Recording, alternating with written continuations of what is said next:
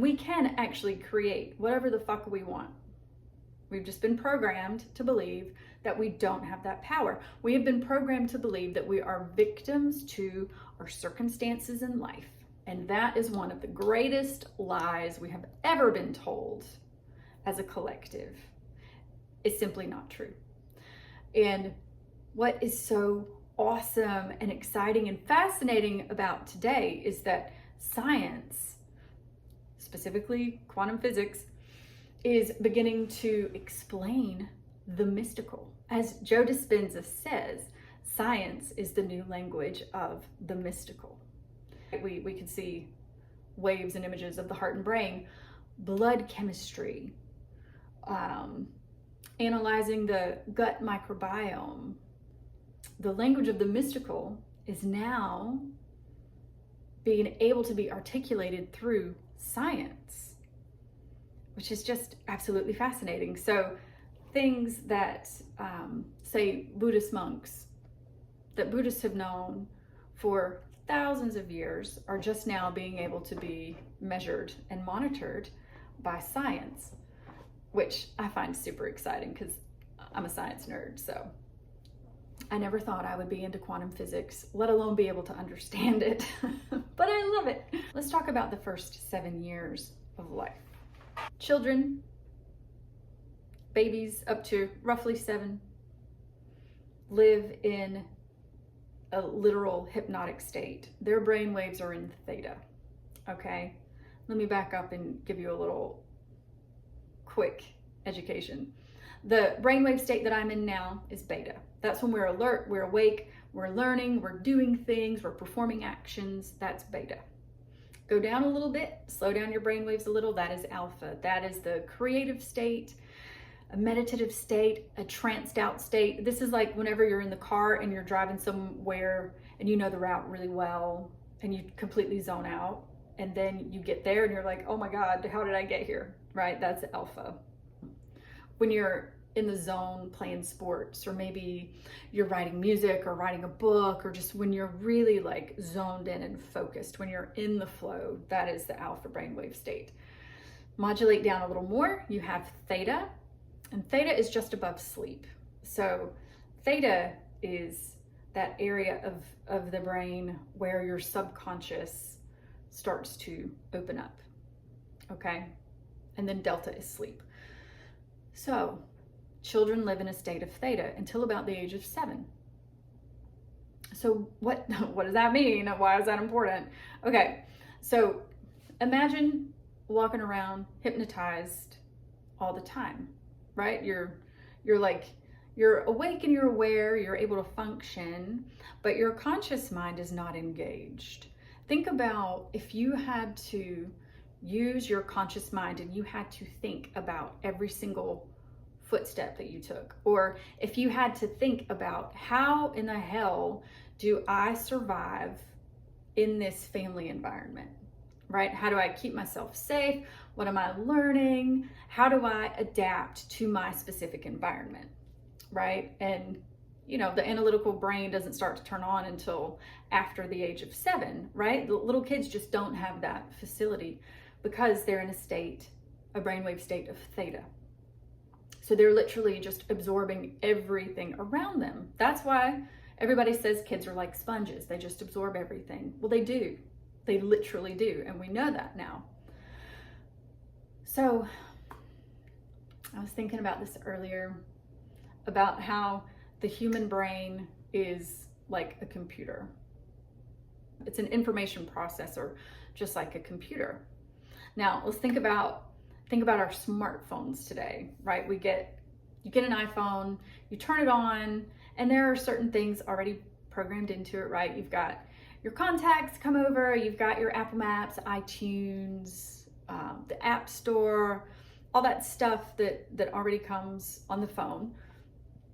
But what happens when you want to download Snapchat or Facebook or Instagram or YouTube, right? They don't exist on the phone. So you have to go download an app, which is a program. Now, insert the concept of a program on a phone into a program in your brain, which is why the first 7 years of life are so important.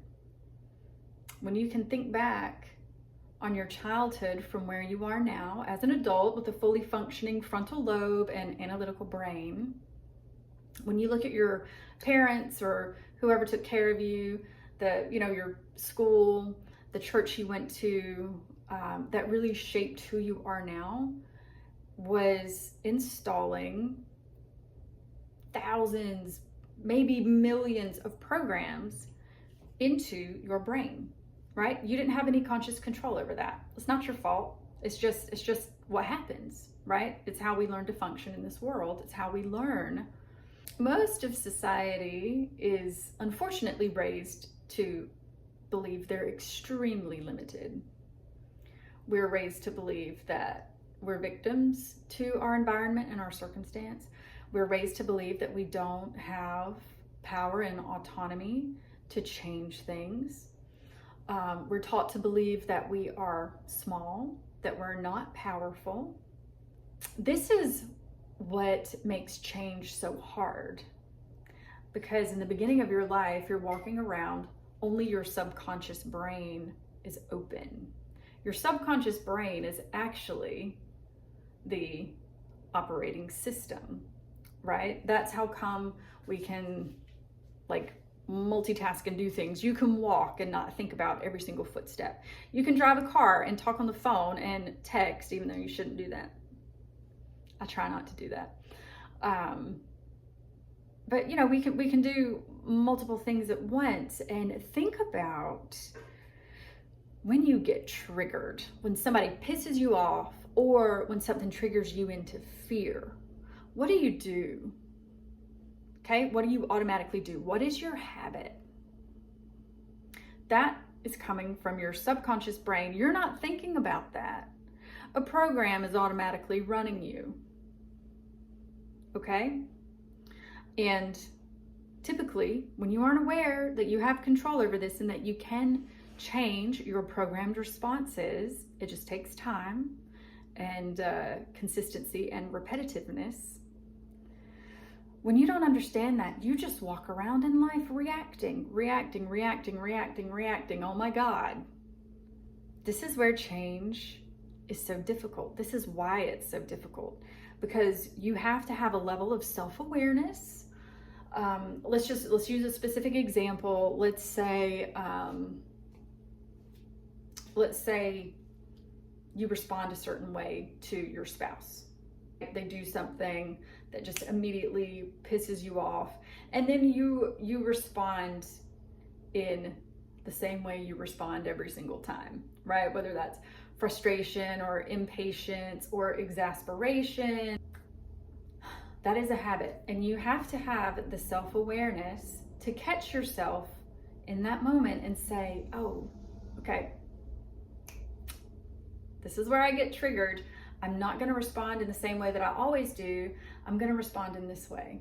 Now, this requires you to actually sit down and think and reflect on how you are, on your state of being, what led you to behaving in that way, and doing a lot of self-analysis and reflection and diving inward. And most people don't like to do that because it's scary and it's painful, and it requires you to look at your shit, which most people refuse to do. Let's be honest, they just refuse. You got to be aware of your shit, then you got to catch yourself when you're in the middle of doing your shit, and then you've got to say, okay, I mentally rehearsed how I want to respond in this situation, so now let me respond that way. And you have to do this over and over and over and over again until that actually becomes your new habit. So you unlearn one old habit, or you unlearn a program, you uninstall a program, and you reinstall another one until that then becomes your subconscious habit. Kind of sounds like a lot of work, because it is. But it is the path to liberation and freedom and joy and actually being who you are. That's what this life on earth is about. It is about remembering who you really are. Turns out you're not your pain or trauma or wounding. You know, you're not your relationships. You're not what your parents did to you. You're not as a result of your abuser. You're not any of those things. What you are is a divine child of God, worthy of all of the love and compassion and forgiveness that has ever existed in the universe.